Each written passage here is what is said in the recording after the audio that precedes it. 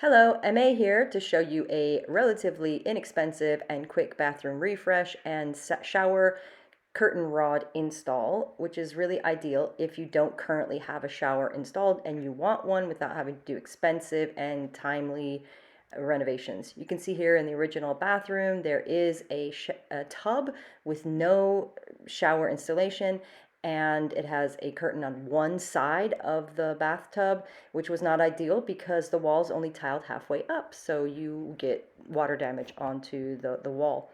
I'm also not particularly fond of the tile that was in there, so I'll show you a quick way to take care of that.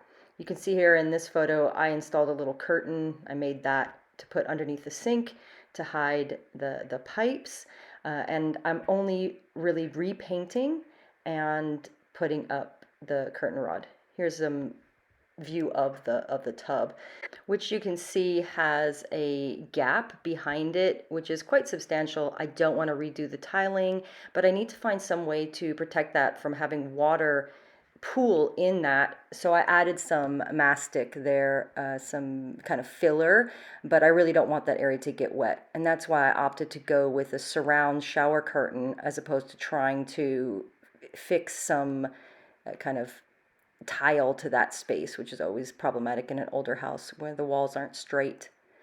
There was a gap of about 1 to 2 centimeters, which you can see here.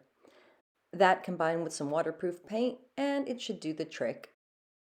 I special ordered the curtain rod from a guy in Bulgaria through Etsy. The service, the price, the quality was amazing, lots of choices, so I'll link to that as well in the description.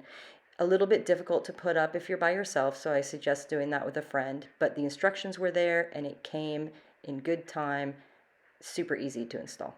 I also put up a shower head and holder from IKEA, inexpensive, basic.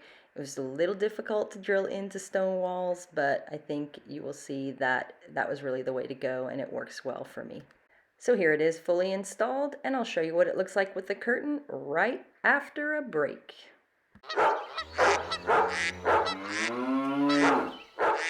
So I went into my garage to get some supplies, and I found this little guy hanging out behind the lawnmower, a hedgehog, or hérisson in French, and I named him Hérisson Ford.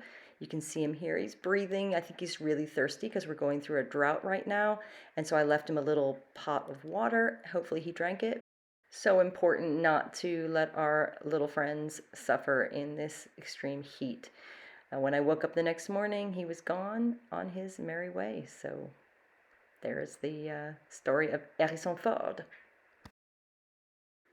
So here's the shower curtain fully installed. It took me a while to figure out the right combination of different shower curtains and which ways I should put them up so that they would open in the correct place.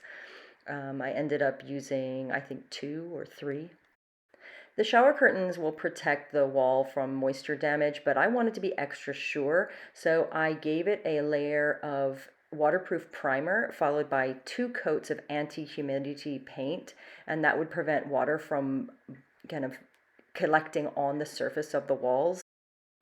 I wanted to be really sure about this, especially because there's no ventilation fan in this bathroom. It was time consuming and expensive, but well worth it. And here's the finished result of the paint job. The last thing to do is to fix that ugly tile border. You can see here in process.